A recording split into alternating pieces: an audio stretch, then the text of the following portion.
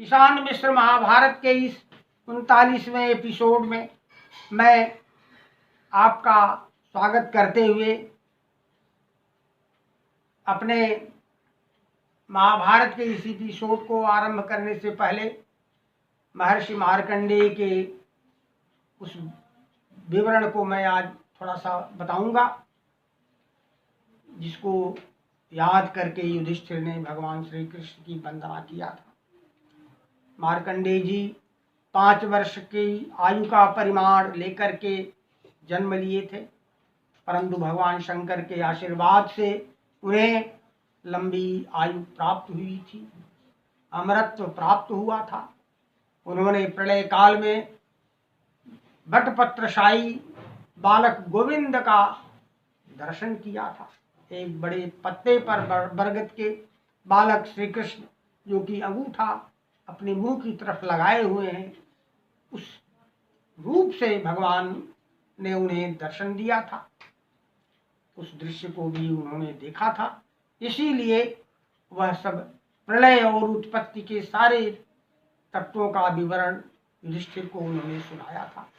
इसकी मैं चर्चा करूंगा, इसीलिए मैं इस बात को बता दे रहा हूँ।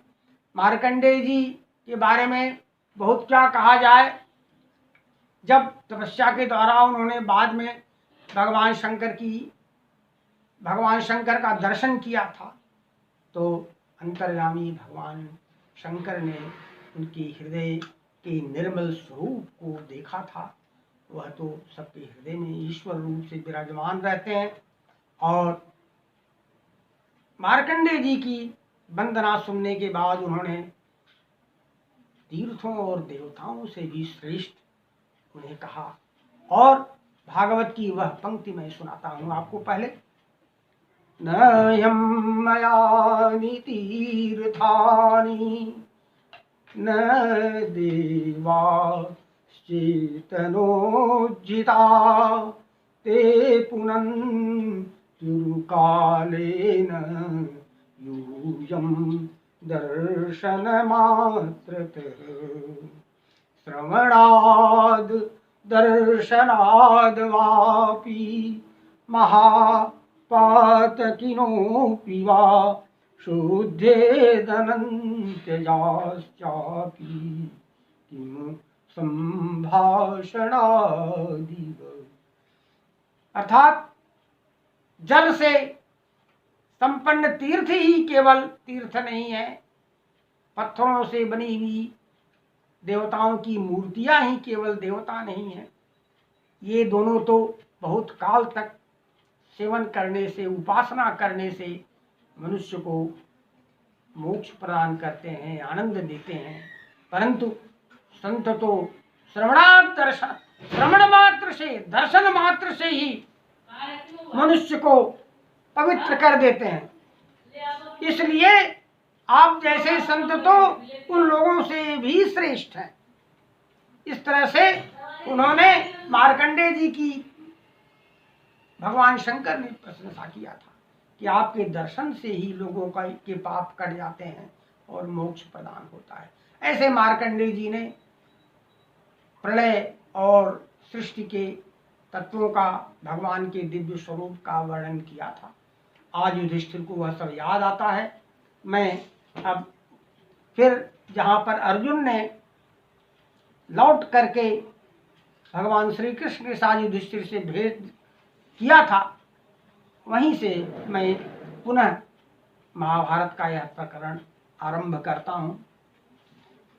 भगवान ने किस प्रकार से रणभूमि को दिखाते हुए युधिष्ठिर की तरफ प्रयाण किया। दिखा दिखा महाविनाश पार्थ शत्रुनाशनम बढ़े जहाँ अजात शत्रु कृष्ण वाजिनम भवन्ति धर्मराज को किरीटि कृष्ण हर्षितम हतम प्रभो जयद्रथम प्रसन्न हो निवेदितम प्रसन्न हो निवेदितम। किरीटी अर्थात अर्जुन और श्री कृष्ण दोनों ने हर्षित होकर के युधिष्ठिर को वह विवरण निवेदित किया, किस प्रकार से मारा गया जयद्रथ। युधिष्ठिर विह्वल होकर के क्या करते हैं, आनंद से विभोर होकर के रथ से कूदे धर्म सुत धाई बेग से जाई, गले मिले दुई कृष्ण से केशव कहर साई।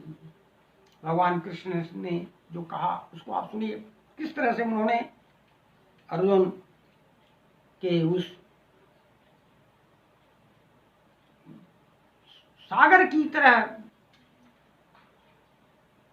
न पार किए जाने लायक भयंकर प्रतिज्ञा को पार किया, इसका विवरण उन्होंने कहा। मैं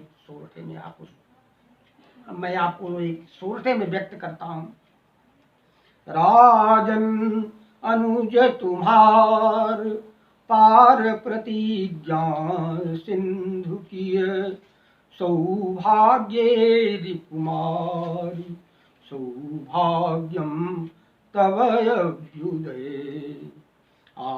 आनंदयासु भर गए राजा युधिष्ठिर, नयन में चंदन सुगंधित हाथ फेरे, कृष्ण ध्वज के बदन में।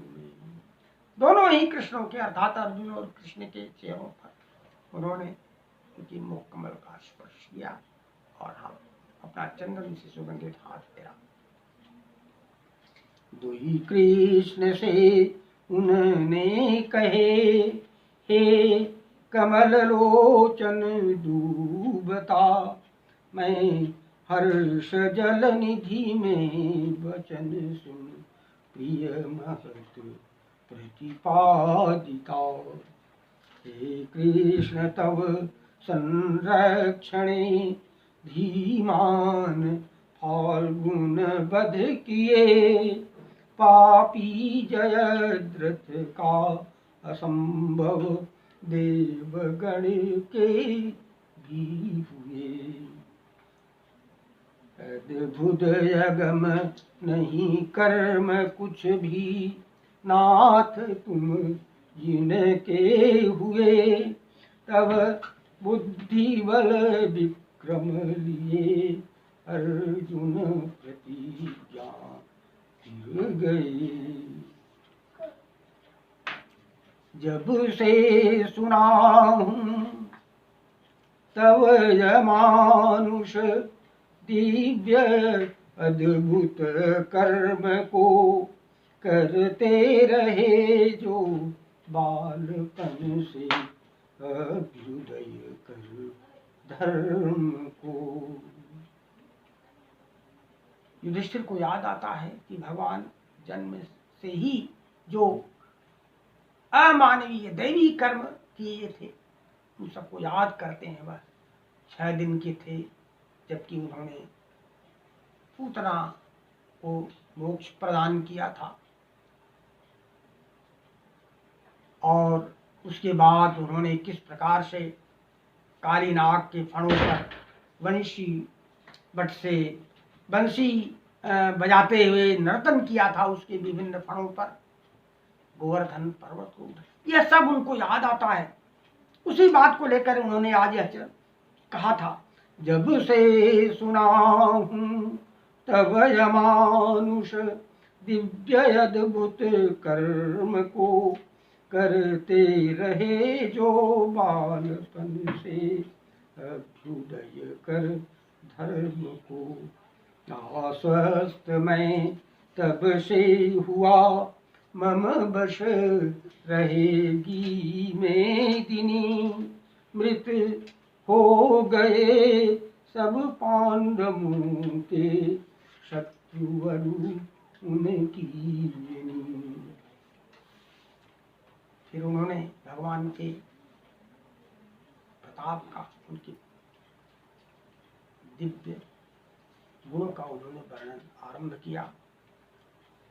हे कृष्ण मर्यादित तुम्ही से चर अचर सब हो रहे, बल से तुम्हारे ही धरा पर ओम जप जन कर रहे। जग डूबता एकार्णवम तम सघन में जब पूर्व में उपलब्ध होता आज जैसा वह तुम्हारी दृष्टि में। सबका सृजन तुमने किया इस सृष्टि के आरंभ में, जब काल आएगा प्रलय का यह निवेशित तुम्हें। महिमा तुम्हारी वेद गाते बहुत विधि से थक गए, अव्यक्त अनुपम अंतहीन अनादि तब कहते भई।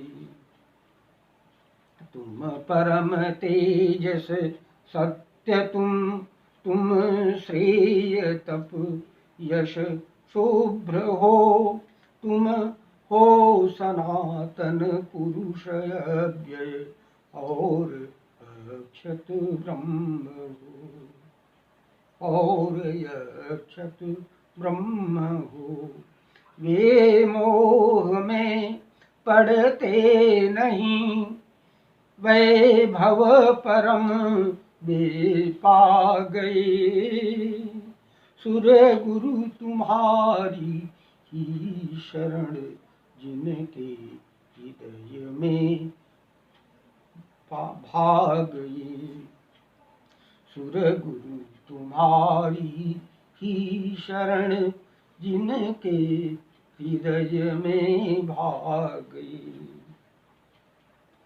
हे कृष्ण मार्कंडेय ऋषि महिमा तुम्हारी जानते।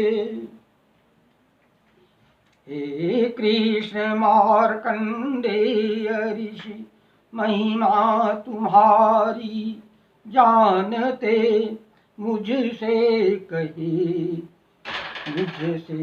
कहे ऋषि ने कृपा कर, बहुत पहले आज थे।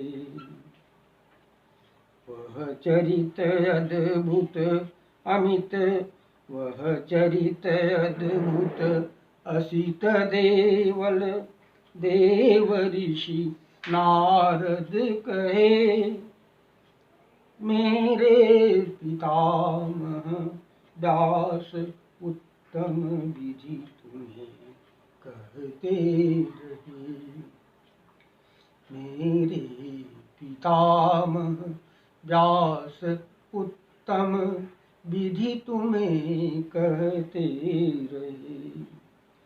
हे विश्वईश अनादियज, हे विश्वईश अनादियज, हे गुह्यमादि अनंत, हे अव्यक्त हो धाता रहे। वेदज्ञ ऐसा नित कहे, तुम हो पुराणों से परे। जीवन तुम्ही हो सुजन के आश्रय मुझ के तुम्ही विश्राम कविवर वचन के। विश्राम कविवर वचन की। प्रभु वर्तमान भविष्य और अतीत के तब कर्म का धरणी तथा दिवि लोक का कोई न गणना कर सका।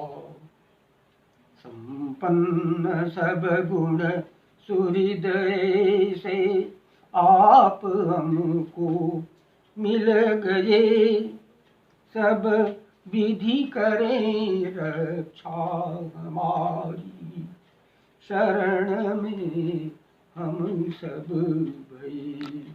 इस प्रकार युधिष्ठिर ने भगवान श्री कृष्ण की वंदना किया और इसके प्रत्युत्तर में भगवान श्री कृष्ण ने युधिष्ठिर के धर्म, उनके सदाचार, उनके सरल स्वभाव, उनकी उग्र तपस्या की महिमा को बताया और कहा उसी की प्रताप से ही आज सारे योद्धाओं को पराजित करके अर्जुन ने यह दैवी प्रताप दिखाया है।